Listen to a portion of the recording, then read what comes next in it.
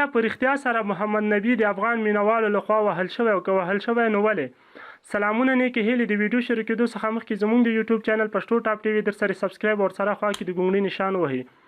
دا چې افغان ټیم په نړیوال جام کې پرله پسې لوبې بایللې چې تېره لوبه یې هم پاکستان په خلاف وبایلله، نو په دې سره دوی هم خوشحاله نه دي. دوی به هم ځینې ستونزې لري لکه د بالینګ بیټینګ او یا هم نورې تخنیکي ستونزې. خو راځو خپل مطلب ته چې آیا محمد نبي د افغان مینوالو لخوا وهل شوی که نه؟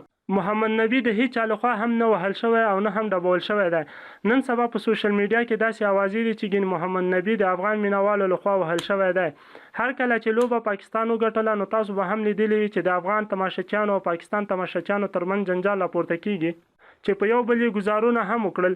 نو په همدغه وخت کې د ګراوند سکیورټي سره د ټکر له امله د محمد نبي زړه ته صدمه رسیږي او وروسته دوی روغتون ته منتقل کیږي چې د همدې له کبله د کرکټ نړیوالې شورا یا ICC د نندارچیانو خلاف د جدي څېړنې امر هم وکړ تر څو بیا داسې یوه پیښه رامنځته نه شي. ویډیو در سره حتما لایک او شیر کړئ.